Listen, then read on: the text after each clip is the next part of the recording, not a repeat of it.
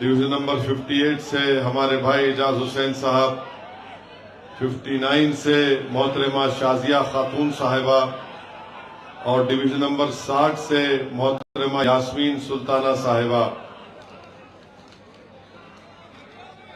शहनशीन पर तशरीफ फरमा मजलिस इत्तेहादुल मुस्लिमीन के रुकन असम्बली व इंचार्ज निजामाबाद जिला मोहतरम जनाब अहमद बलाला साहब, मजलिस इत्तेहादुल मुस्लिमीन के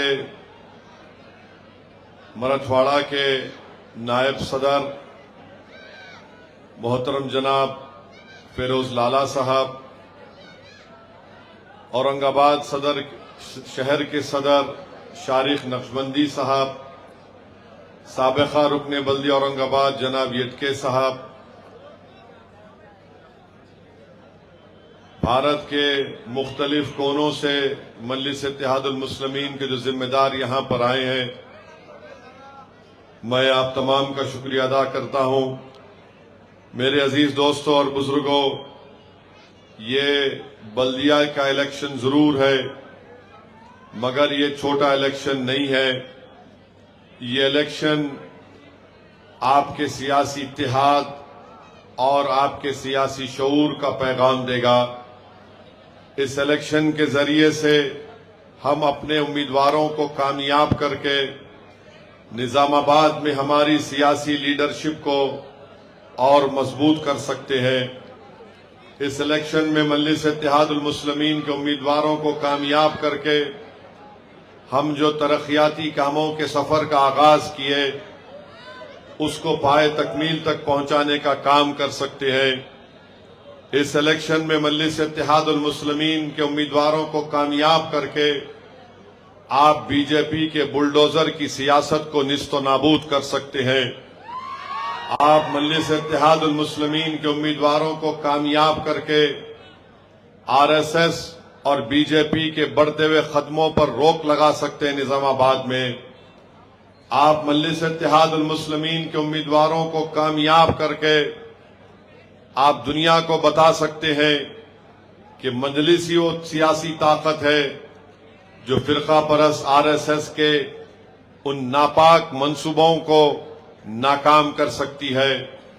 अगर आप मुत्तहदा तौर पर अपने एक एक वोट का इस्तेमाल मजलिस इत्तेहादुल मुस्लिमीन के पतंग के निशान पर मोहर लगाएंगे तो ये हम पैगाम देंगे कि निजामाबाद हमारा है। और मजलिस के उम्मीदवार जब कामयाब होंगे तो निजामाबाद के हर घर से एक ही आवाज निकलेगी, निजामाबाद जिंदाबाद, निजामाबाद जिंदाबाद, निजामाबाद जिंदाबाद, निजामाबाद जिंदाबाद। तो मेरे अजीज दोस्तों और बुजुर्गों, इन तमाम चीजों को आप अपने सामने रखिए और बेखौफ होकर मजलिस इत्तेहादुल मुस्लिमीन के हक में अपने वोट का इस्तेमाल करिए। मेरे पास एक लंबी फेहरिस्त है कि मजलिस इत्तेहादुल मुस्लिमीन के पिछले बार 16 कॉरपोरेटर्स को आपने कामयाब किया था, तो मुख्तलिफ सल्म इलाकों में बुनियादी सहूलतों की फराहमी के लिए करोड़ों रुपये के काम मंजूर करवाए गए और कई काम उसमें मुकम्मल भी हुए। और फिर साथ ही साथ मजलिस इत्तेहादुल मुस्लिमीन का एक बहुत बड़ा कारनामा निजामाबाद शहर के लिए रहा कि हमने यहां पर अमन को मजबूत रखा, यहां पर भाईचारगी की फिजा को बरकरार रखा, बावजूद इसके कि बीजेपी और संघ परिवार के लोग वक्तन फौक्तन ये कोशिश करते रहे कि यहां पर किसी न किसी तरीके से यहां के माहौल को मकदर किया जाए। मेरे भाई याद रखिए, फिरका परस्ती को और बीजेपी को अगर कमजोर करना है तो जब तक मजलिस आपके दरमियान में रहेगी हमारे हौसले भी पस्त नहीं होंगे और हम जमहूरियत के दायरे में रहकर सीना तान कर हम इन ताकतों को शिकस्त भी दे पाएंगे। तो मेरी आप तमाम से दरखास्त है कि जो काम शुरू किया गया था उस काम को लेकर हमें और आगे बढ़ना है। यकीनन असेंबली के इंतखाबात में बीजेपी और पार्लिमानी इंतखाबात में बीजेपी को कामयाबी मिली, मगर आज मजलिस मुकाबला कर रही है। असेंबली और पार्लियामेंट में बीजेपी से मुकाबला करते वक्त मजलिस नहीं थी, मगर आज निजामाबाद को मजबूत बनाने के लिए, निजामाबाद को निजामाबाद बरकरार रखने के लिए मजलिस इत्तेहादुल मुस्लिमीन आज मुकाबला कर रही है। 21 बल्दिया के वार्डों से मजलिस के उम्मीदवार मैदान में है। मेरी आप सदबन गुजारिश है कि आप मजलिस इत्तेहादुल मुस्लिमीन को कामयाब और कामरान करिए।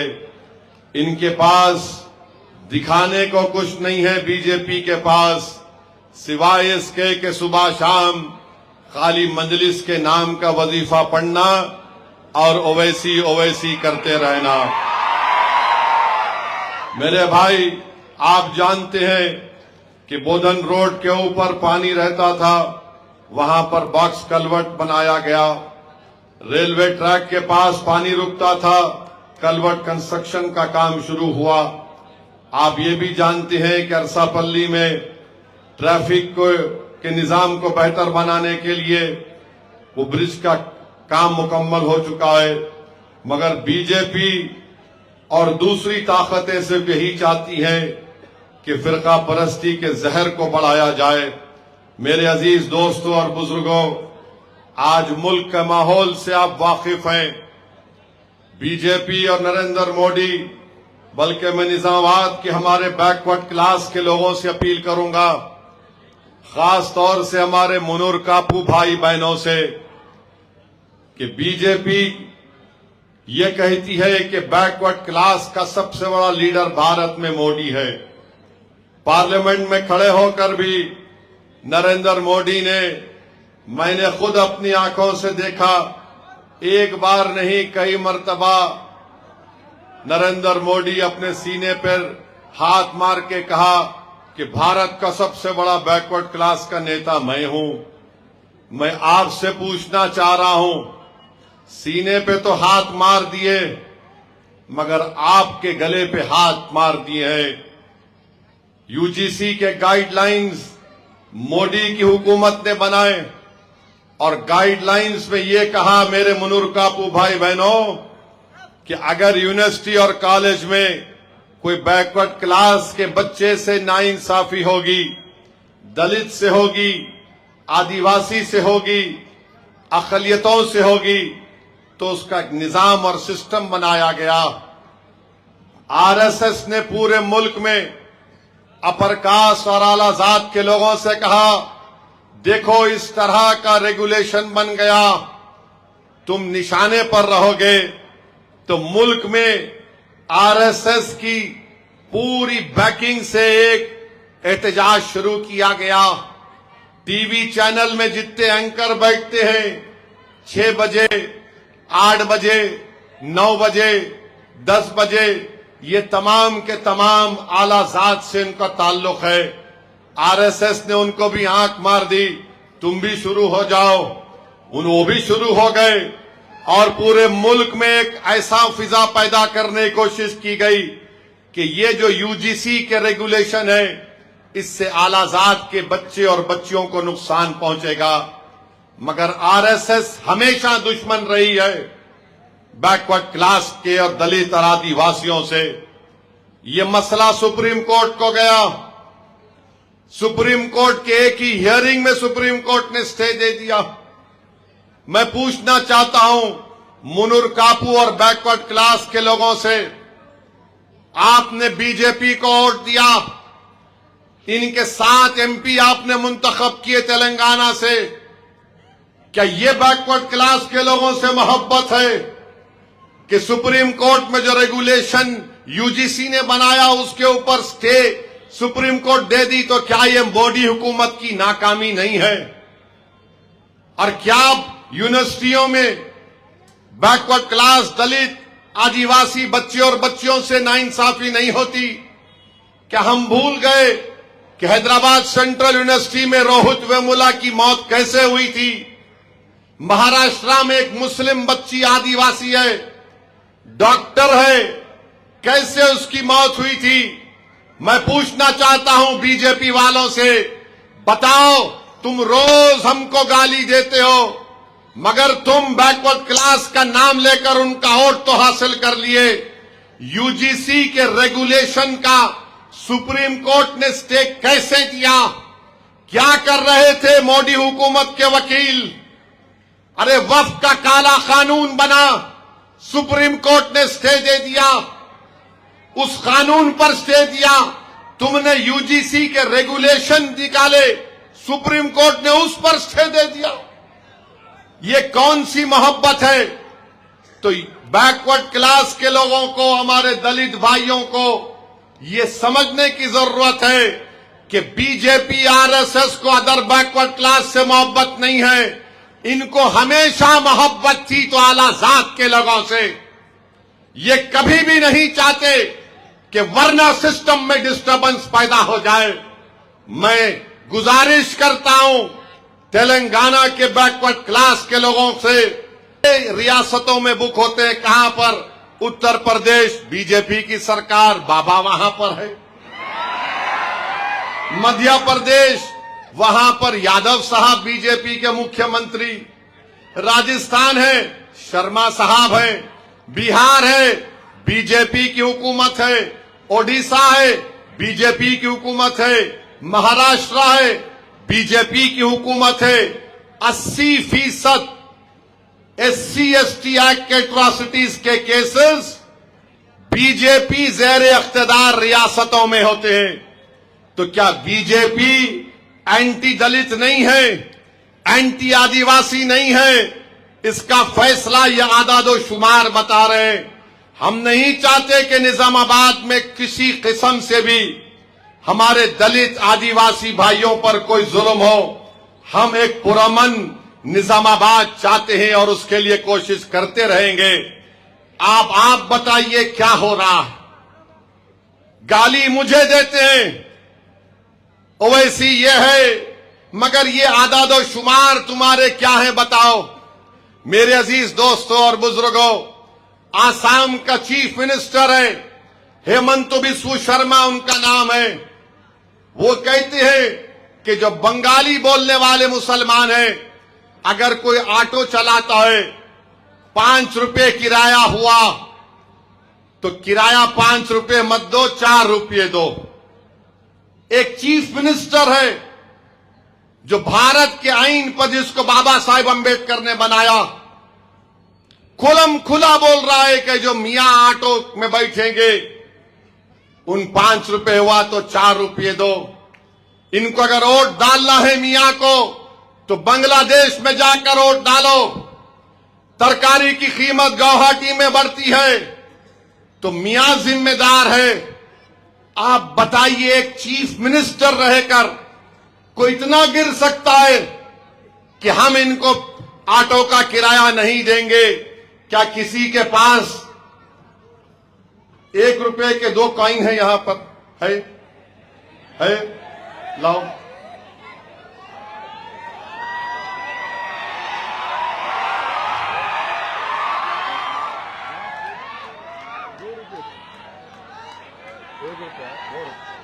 ये 2 रुपए का कॉइन है, ये 2 रुपए का कॉइन है।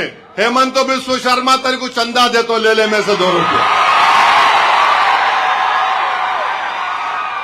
तेरे को दे तो सदका दे तो निजामाबाद पे वार के पड़ा लेता तू।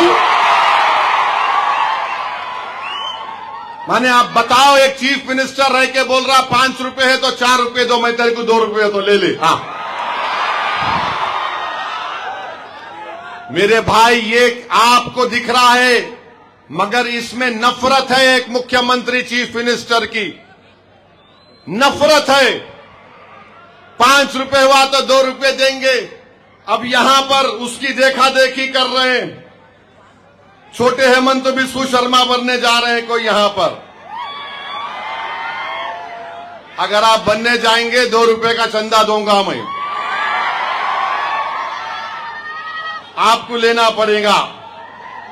मेरे अजीज दोस्तों और बुजुर्गों, आप जानते हैं कि आप बीजेपी का चीफ मिनिस्टर इस तरह की बात करके मैं उनसे कहना चाह रहा हूं, आप आसाम की आवाम की तौहीन कर रहे हैं। ये निजामाबाद की सरजमीन है, यहां पर गयूर लोग और ईमानदार लोग रहते हैं। अगर आप बीजेपी को नहीं रोकेंगे तो फिर ये छोटे हेमंत बिस्व शर्मा यहां पर पैदा हो जाएंगे। तो मेरे अजीज दोस्तों और बुजुर्गों, मेरी आप सदवन गुजारिश है, जरा तेलुगु में बोलता हूं। కొంచెం కొంచెం आती, अगर गलती हुई तो माफ कर देना। నిజామాబాద్ యొక్క హిందువులు నా సోదరులు, నిజామాబాద్ యొక్క ముస్లిములు నా సోదరులు, అందరూ భారతీయులు నా సోదరులు। హిందూ ముస్లిం ఐక్యత జిందాబాద్, దేశం ప్రచారం చేయవాళ్ళు मुर्दाबाद। माने उर्दू में अगर अच्छा बोले तो निजामाबाद में हिंदू और मुसलमान भाई है, पूरे हिंदुस्तानी भारतीय हैं। हिंदू मुसलमान इत्तेहाद जिंदाबाद, और नफरत फैलाने वालों तुम्हारी फुला फुला की मुर्दाबाद मुर्दाबाद। ये आपको पैगाम देना है। आज आप देखते हैं कि दिखाने को कुछ नहीं है। 11 साल से मोदी के पास, 11 साल से रख लो, में आया तो दे देंगे उसको। 11 सुनो अभी, अरे पूरा गेम बदल देंगे। निजामाबाद में पूरा गेम बदल देंगे इंशाअल्लाह ताला। तुम क्या बात कर रहे हो? 11 साल से, हाँ, 11 तारीख को क्या होगा? पूरा गेम बदल देना 11 तारीख को इंशाअल्लाह ताला। ज्यादा बोले कि बोलना, लेता 2 रुपए का चंदा ले भाग। 11 साल से बीजेपी इख्तिदार पर है। ये मुल्क समझ रहा था कि यहां पर एतमाद आम होगा, मगर मोदी, अरे बैठो यारो तुम अभी, 11 कूटना है प्यारे, अभी बैठो बैठो। हैदराबाद के 50 किलोमीटर दूर मालूम हुआ भोन यादाद्री में शेर फिर रहा करते। तो फारस वाले फोन करके पूछे, मीडिया वाले बोले साहब शेर फिर रहा। बोला हाँ, मेरे इलाके में आते, बहुत आते। यहाँ का बगैर दुम का है, हालिन का, हालिन। 11 साल से एतमाद नहीं बहाल किया गया, बल्कि शक को आम कर दिया गया। सच्चाई को खत्म किया गया और झूठ को आम कर दिया गया। इस मुल्क की आबादी का 60% आबादी नौजवानों पर मुश्तमिल है। 40 साल से कम उम्र की आबादी है। आज बताओ, बीजेपी ने नौजवानों को कोई नौकरी दी? नहीं दी। बीजेपी ने नौजवानों को स्किल सिखाया? नहीं सिखाया। महंगाई उरूज पे चले गई, और मोदी राज्यसभा में तकरीर करके बोलते हैं कि इस देश में, ये देश नौजवान देश है।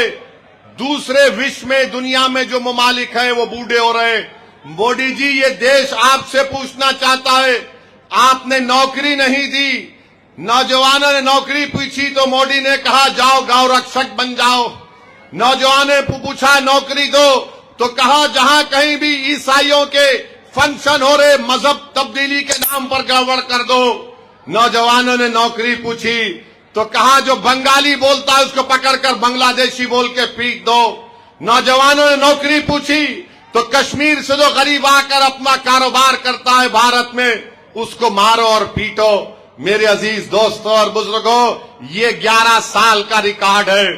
बीजेपी का रिकॉर्ड ये भी है कि ओडिशा में बीजेपी की हुकूमत बनी, वहां पर एक ईसाई पादरी के मुंह में गोबर डालकर, उसके सर पे सिंदूर लगाकर, गले में जूतों का हार पिनाकर उसको मारकर उसके गांव में फिराया गया। ओडिशा में बीजेपी की सरकार है, मुसलमान है, मकानदार मोहम्मद गाड़ी में जाता है, उसको उतार कर, मार कर जबर मजबूर किया जाता है नारा बोलने के लिए, और फिर उसकी बैठो बैठो बैठो बाबू बैठो, 6 फुट 2 इंच का आदमी है, मोदी को भी दिख जाता हो, तुम बैठो। अब तुम लोग खड़े हो गए, अब क्या होता कि 11 को अब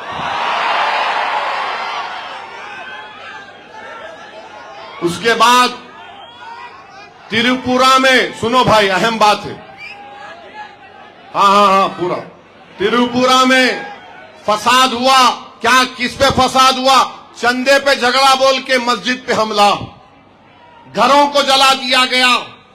त्रिपुरा में सिर्फ 8% मुसलमान वहां पर रहते हैं, छोटा नॉर्थ ईस्ट का स्टेट है।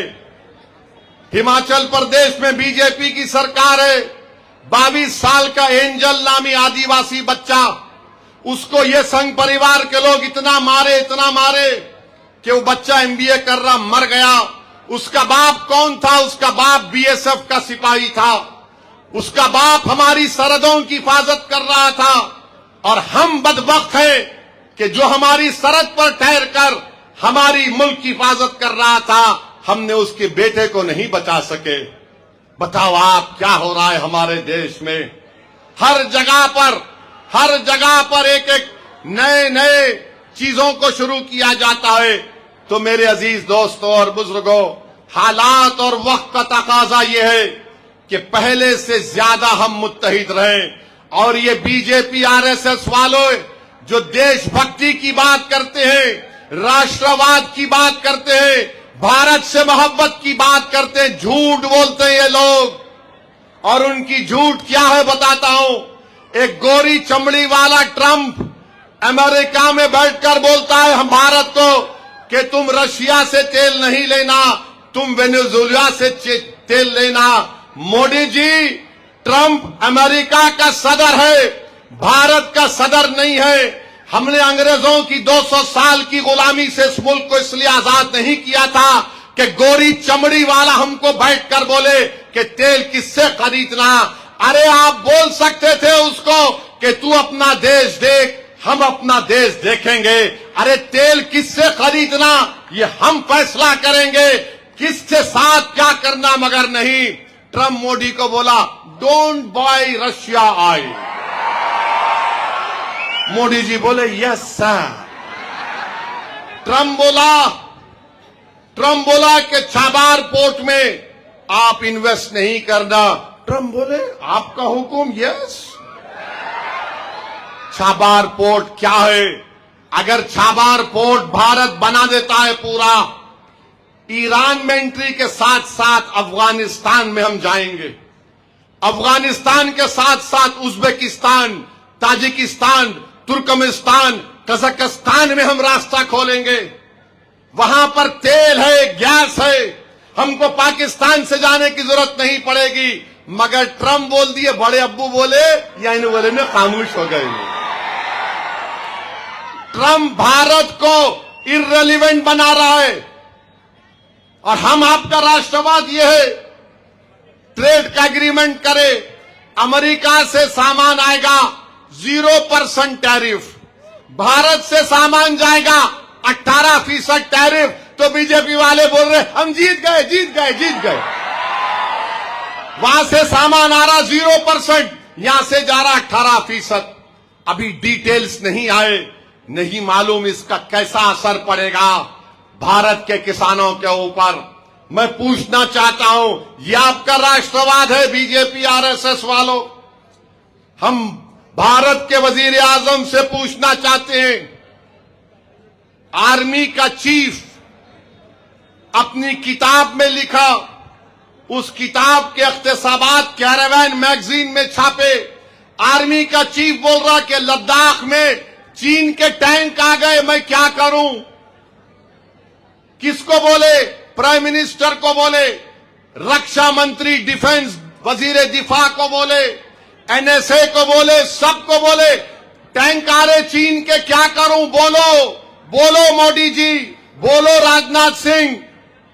ऐसा 1 घंटा 1.5 घंटा चला गया, टैंक करीब आते गए। बाद में राजनाथ सिंह, ये जनरल साहब बोल रहे अपनी किताब में कि जो उचित हो वो करो। आप ऐसा कैसा बोल सकते हैं? जो उचित है वो फैसला कर लो। अरे चीन की फौज हमारी जमीन पर आ गई, एलएसी में अंदर आ गई, और देश के प्रधानमंत्री बीजेपी वाले बोलते हो मोदी का 56 इंच का सीना है। 56 इंच। मगर 56 इंच का सीना जब चीन फौज लेके आ रहा था तो क्या हुआ? और मोदी जी तो मिलिट्री वारफेयर के एक्सपर्ट भी हैं माशाअल्लाह। बालाकोट में स्ट्राइक हो रहा तो मोदी ने कहा था, मुझे फौज ने आकर बोला था सर बादल है। मैंने कहा बादल है तो बहुत अच्छा मौका है, घुस के मारो। ये और बात है कि टेक्नोलॉजी से मालूम होता, मगर मोदी जी बोले बादल का कवर लेके हम हमला करेंगे। आप जब इतने एक्सपर्ट हैं तो बताओ बीजेपी आरएसएस वालों, ये आपकी देशभक्ति है, ये आपका राष्ट्रवाद है कि चीन हमारी जमीन पर आकर बैठ गया? ये मैं नहीं कह रहा हूं, आर्मी चीफ कह रहे हैं। और फिर इस सरकार ने एक मशहूर मैगजीन इकोनॉमिस्ट, उसके नुमाइंदे को लेकर लद्दाख को गए। वो आकर लिखता है कि चीन भारत से 4 गुना ज्यादा इंफ्रास्ट्रक्चर का काम लद्दाख में कर दिया। बताओ ये तुम्हारी देशभक्ति है? बात करें कि हमको बोलते नेशनलिज्म, देशभक्ति। अरे चीन का मामला आया तो तुम खामोश हो गए। और मैं निजामाबाद में खड़े होकर बीजेपी के लोगों से बोल रहा हूं, जिस तरह वेनेजुएला में अमेरिका की फौज घुसकर वहां के सदर को उठाकर लेकर चले गए, मोदी जी हम आपसे कह रहे हैं, जो मुंबई में पाकिस्तान से दहशतगर्द आकर कई भारत के लोगों को मारे, निजामाबाद के बच्चों को नहीं मालूम होगा जब मुंबई पर पाकिस्तान के टेररिस्ट हमला कर रहे थे, वीटी स्टेशन के ऊपर निजामाबाद की एक हमारी बेटी नई दुल्हन बन के गई थी, उसको वहां पर गोली मारकर उस बच्ची को शहीद कर दिया गया था। मोदी जी, निजामाबाद की आवाम आपसे कह रही है कि पाकिस्तान में घुसकर हाफिज सईद को और वो जैशे मोहम्मद के वो गिड्डे को पकड़ कर लेकर आओ, भारत में लाओ, लाकर उन पर केस चलाओ। आप करेंगे मोदी जी? आप करेंगे मोदी जी? करना पड़ेगा। अगर अमेरिका कर सकता है वेनेजुएला में घुसकर, आप अपनी फौज को भिजाओ, तभी जाकर पाकिस्तान से आतंकवाद खत्म होगा। वरना ये पाकिस्तान भारत के लिए एक नासूर बन चुका है। जिस तरह पहलगाम में 20 लोगों को मजहब पूछकर गोली मारी गई, जब अमेरिका वर्ल्ड ऑर्डर को खत्म कर सकता है तो भारत के प्रधानमंत्री से असदुद्दीन ओवैसी मुतालबा करता है, भिजाओ पाकिस्तान को, लश्कर तैयबा के लोगों को उठाकर लाओ। जो 9/11 का वाकये में 26/11 का जो वाकया मुंबई में हुआ था, जब तक हम ऐसा नहीं करेंगे टेररिज्म रुकने वाला नहीं है पाकिस्तान से। मोदी जी आप करेंगे? बीजेपी वाले आप करेंगे? तो मेरे को बोलेंगे तुम करते थे क्या? अरे प्यारे, हम क्या क्या कर सकते वक्त बताएंगा इंशाअल्लाह। मगर बीजेपी वाले नहीं जानते, अंग्रेजों के खिलाफ बगावत बुलंद करने वाला काला पानी का पहला मुजरिम कौन था? ये चड्डी पिराने वाले नहीं थे, चड्डी पहन के अब पैंट पहन रहे। काला पानी का पहला मुजरिम मौलवी अलाउद्दीन थे, मक्का मस्जिद हैदराबाद के सबसे पहला मुजरिम वो था। अरे तुम तो कुछ नहीं किए देश के लिए, अंग्रेजों के खिलाफ। हाँ, देख लिया तुम्हारे को। I love you. खामोश बैठो, टाइम है अभी 20 मिनट है, 20 मिनट। अब तो तकलीफ नहीं होंगी ये लोगों को। 20 मिनट है, 9:39 है टाइम, तो आराम से सुनो। और फिर उन्हों कब आ रहे, अकबर साहब कब आ रहे? 8 तारीख को आ रहे। आप आएंगे ना? कितने लोग आएंगे? हाथ उठाओ। उधर भी। वेरी गुड, हो गया काम। तो मैं जहां खत्म करके छोड़ के जाऊंगा वहां से अकबर साहब शुरू करेंगे। तो मैं आपको बता रहा था, सुनो सुनो, अब ये बस सुनो सुनो सुनो, ज्यादा बोलेंगे तो यहां के तकरीर करना पड़ेगा। मैं आपको बता रहा हूं, ये राष्ट्रवाद की बात जो बीजेपी करती है ना, इनका एक आदमी आरएसएस का बताओ जो अंग्रेजों की गोली खा के मरा। नाम दो, निजामाबाद में 24 घंटे के अंदर नाम बताओ। एक भी नाम नहीं दे सकते। सुल्तान हैदराबाद में जो वुमेन्स कॉलेज है, उसके ऊपर तुर्रेबाज खां की लाश 6 दिन तक लटकती रही। तुर्रेबाज खां कौन थे? इनके चचा थे, मामा थे, कुछ नहीं थे। एक आदमी नहीं बता सकते ये लोग। हां, इनके हेगडेवर जेल को गए थे। अरे बैठो यारो, बैठो, बैठ जाओ बाबा, बैठ जाओ, छोड़ दो।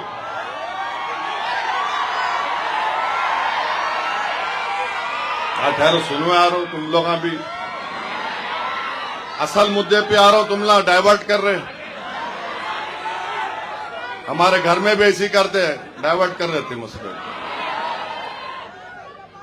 हेगडेवर जेल को गए थे, उन्होंने कांग्रेस के मेंबर थे। खिलाफत मूवमेंट में हेगडेवर जेल के गए थे। खिलाफत मूवमेंट के तकरीर जो हुई थी उसमें जेल को गए थे। और जेल जाने के बाद महात्मा गांधी ने सबसे कहा कोई बेल नहीं लेना, तो आरएसएस वाले बेचे अम्मा जेल में रहना अकेले हम लोग, उन्होंने बेल को डाले, बेल नहीं हुई। तो हेगडेवर जब जेल से निकले, उनका वजन बढ़ गया था, कपड़े टाइट हो गए थे उनके। तो ये है उनका मामला। तो इनकी देशभक्ति की बातों पे मत जाइए, ये सिर्फ ड्रामा करते हैं। अरे देशभक्ति अगर है तो बताओ, ट्रंप कैसे हमको जलील और रुस्वा करने की कोशिश कर रहा है। अब तो चीन के ताल्लुक से आर्मी का चीफ अपनी किताब में लिख रहा है, उसके बारे में बताओ आप, हम क्यों चीन का नाम लेने से डरते हैं। मेरे अजीज दोस्तों और बुजुर्गों, मेरी आपसे दबन गुजारिश है कि बीजेपी के फिरका परस्ती का जहर इंशाअल्लाह ताला खत्म होगा। बीजेपी का जहर खत्म होगा। 11 साल से बीजेपी कुछ नहीं करी देश के लिए, सिवाय ऐलानात करो और कुछ नहीं मिला। चीन हमको घेर लिया। अरे हद तो ये हो गई।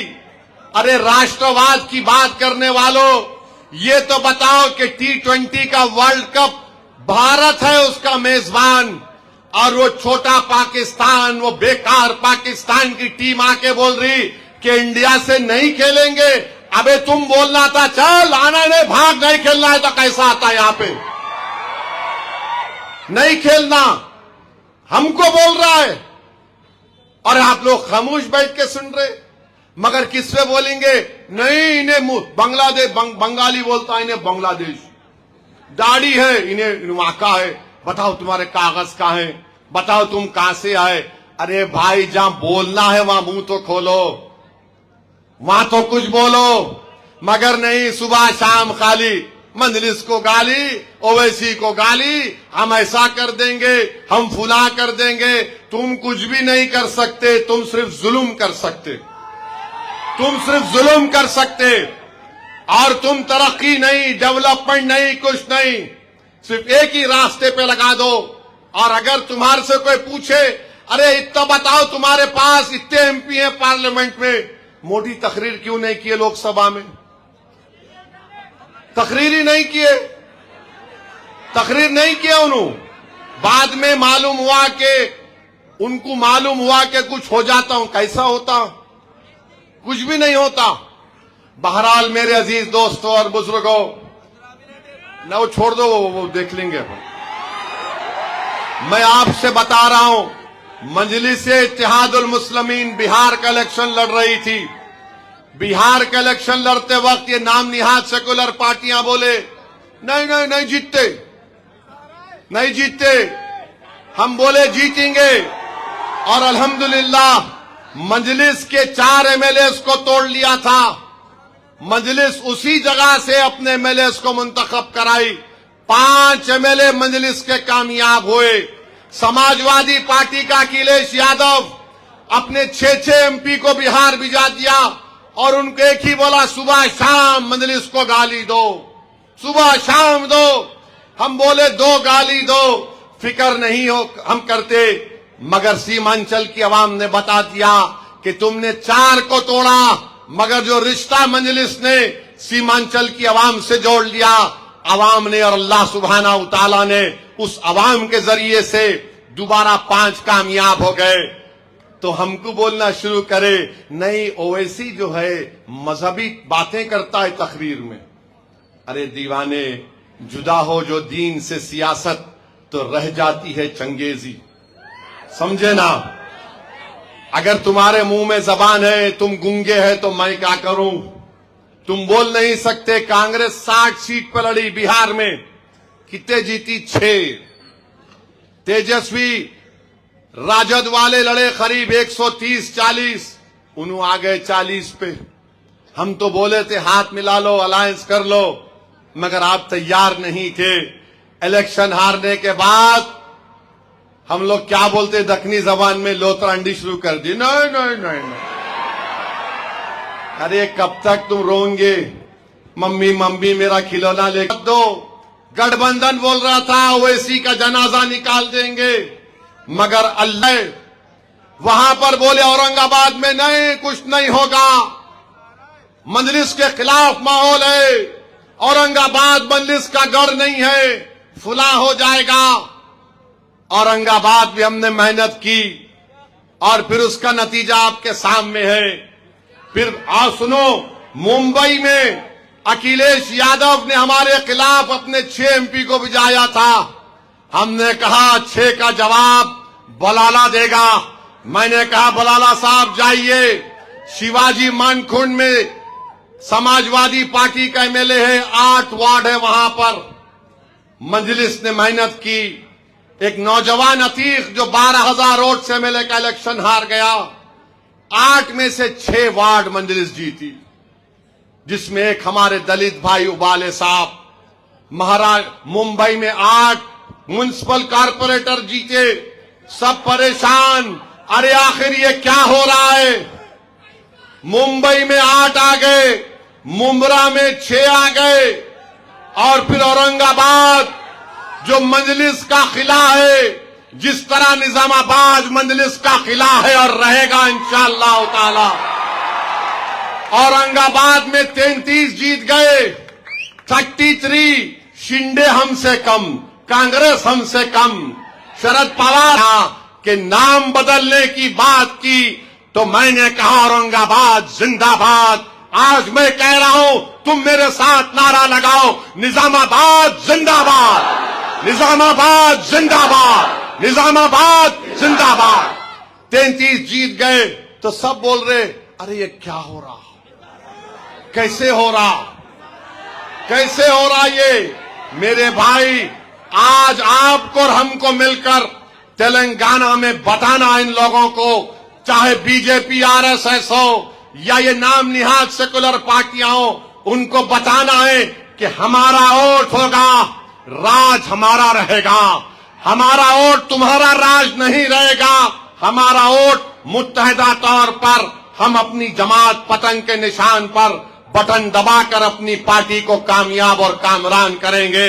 ये 21 उम्मीदवार हैं मजलिस के, ये उम्मीदवार नहीं है निजामाबाद का बच्चा बच्चा, निजामाबाद की मां और बहनें, निजामाबाद के नौजवान, निजामाबाद के बुजुर्ग कैंडिडेट हैं। तुम इनको मत देखो, अपनी पार्टी को देखो, निजामाबाद को देखो और पतंग के निशान पर मोहर लगा दो। मेरे अजीज दोस्तों और बुजुर्गों, कैंडिडेट की अहमियत नहीं है, पार्टी की अहमियत है।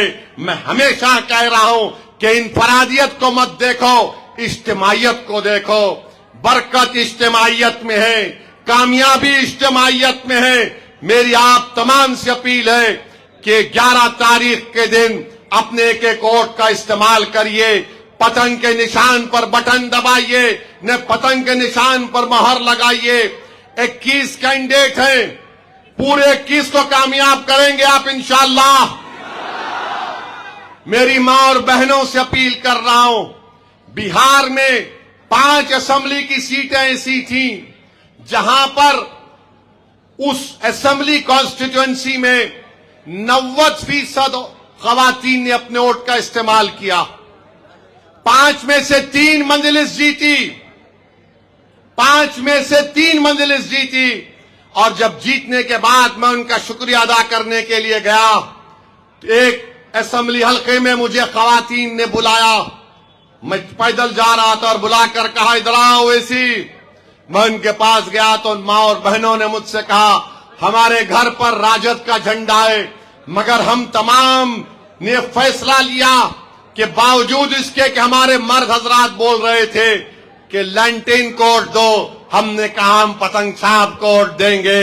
हमने ओवैसी को वोट दिया और तुम्हारे कामयाबी मिली।